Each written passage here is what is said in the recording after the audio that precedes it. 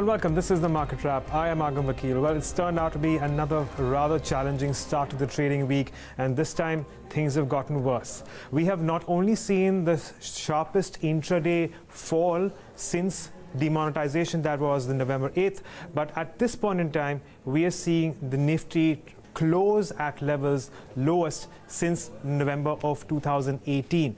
Now, in terms of the way things have moved, well, we've seen further sell-off in a lot of these key stocks. And in fact, you do have some of your bigger names, such as Reliance Industries, losing out quite significantly in today's day of trade. And that's actually weighed down on the index as well. So as you can see, we only have 4 gainers. We have the likes of ONGC, Vedanta, Roiled, and Z Entertainment declining, double-digit declines, even for something like an IndusInd Bank. The matter is not very different for the broader market index. 33 gainers only, as against 467 losers in today's day of trade on the NSE 500. Yes Bank shows a little bit of recovery after SBI has said that it will buy 49% stake in the bank.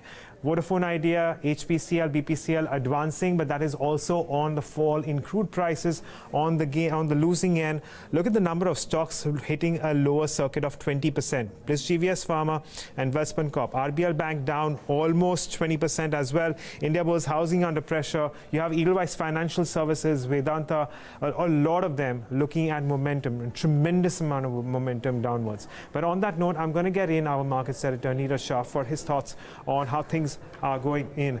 Neeraj, we had a very interesting conversation today with Atul Suri, and he was of the opinion that this market is, well, something out of the textbooks, and we may not necessarily know how to deal with it or where the markets can go at this point in time. Yeah, Agam, think of it. In December, who would have thought that when the market comes off, and if it does, people will not be talking about the trade war. Right. And people are not talking about the trade war.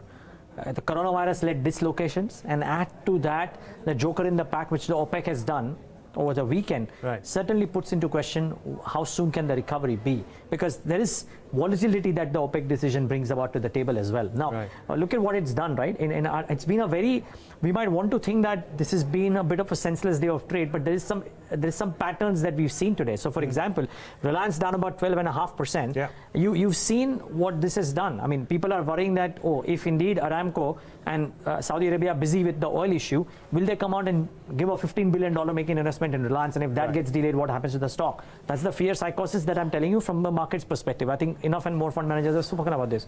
But as a result of this, the market might want to believe that, oh, the issues that might have come in because of an extended price war in telecom will get extended by a bit, and therefore Vodafone Idea is up 18% today. Bharti Infra is up about 4% today. So there has been that bit of a trade that is played out as well. Oil falling out, and a lot of people wondered why Vinati Organics was amongst the top losers. The ATBS contribution to that whole oil and gas explorers, that goes for a toss as well. So there are a bunch of these stocks that have played out as per script. However, you're right, Agam, that what Atul said probably made sense. It's a bit of an out of the ordinary situation. You can't quite know how the world financial and the credit system will react to yields being down at about 0.5 or below 0.5. And it's a bit of an unknown. So please, I mean, maybe a lot of people believe let's be in safety and not try and do too much. But I believe you got a very important market voice who actually, Agam, has looked through all of these things in the past as well. I'm looking forward to hear what Vikas Khemani has to say, because somehow Vikas gets this pulse of the market very, very correct. And it'll be really interesting to get his views. Absolutely. Well, Neeraj, thanks so much for that perspective. And I am going to get in Vikas Khemani of Carnelian Capital here to join us on, well, and have a conversation here. So Vikas, thanks for joining in. Let me start off with your current view at this point in time. As an investor who has been recommending clients to do so much, what is the way forward at this point? So right now, our markets are completely gripped with this fear and panic. There's no doubt on that. And that fear and panic is also, well justified, because the kind of development which has happened over the last 2-3 days is really worrisome. This might kind of lead to in some sort of protected slowdown in the global economy, which has been kind of being called out for so long. So, well, there could be two kind of outcomes that, if this coronavirus recedes or slows down and normalcy resumes in China and comfort starts coming back as we have onset of summer, I think world economy and markets probably will get a lot more comfort and breather. And if it gets sort of protected and delayed for some time, I think it could be generating quite a bit of financial damage. As you've seen that oil was a collateral damage, which was not on the card about 2 weeks ago, but today, last 2-3 days, what we have seen is completely unprecedented. And the second order or third order effect of this kind of fall in the commodities or asset prices is always devastating. It is never simple, and it is never small. So I think, to some extent, there's a reason to worry. But I'm quite confident that this panic will settle down soon. As far as India is concerned, I think India, at the margin, stands to benefit and also remains largely unimpacted with the global slowdown. India is, we have not also, it's not that we've been doing very well as a market for the last 5-6 years. We've been underperforming. So we've been underperforming market. On the top of it, we have seen 20% correction in the stock in the index.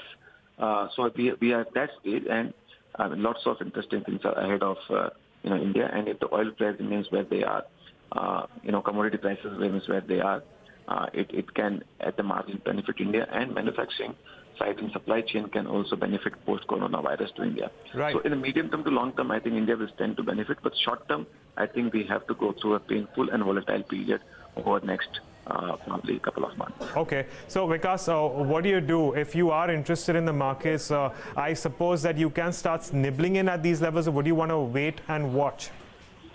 No, absolutely. These are the levels to. I mean, I believe that we are very close to the bottom.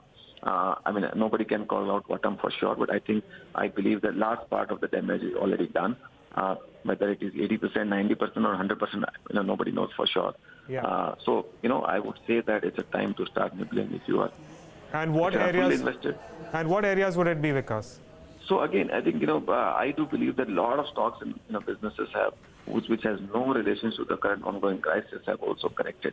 So let's say, for example, in banking and financial services space, non-credit sector, remains unimpacted by and large. And I think as and when things come back, they will continue to do well. And within that, even private banks in India, which are not much exposed to any of the commodity cycle, can end up doing very well. So I think the entire basket looks interesting. Okay. And consumption basket, I don't think anything has materially changed or would materially change. In fact, at the margin, again, it tends to benefit because of low commodity prices. So I think consumption will continue to do well, in my opinion. So, likewise, India's story, in my opinion, will not change much. My manufacturing plays come into play. One can look at some of those segments and sectors.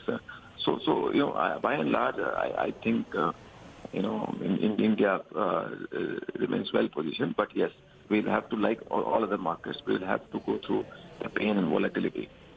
Okay. All right, Vikas, we leave it at that. Thank you so much for joining us and giving us your take on how things are and what an investor can do in these markets. So there you have it. That's a veteran from the industry who's suggesting you need to heed more caution at this point in time, but we are not too far away from the bottom, and this is perhaps a time where you can start nibbling into certain sectors, certain pockets in Indian equities. But on that note, it's a wrap on the markets, but there's lots more lined up. Stay tuned to BloombergQuint.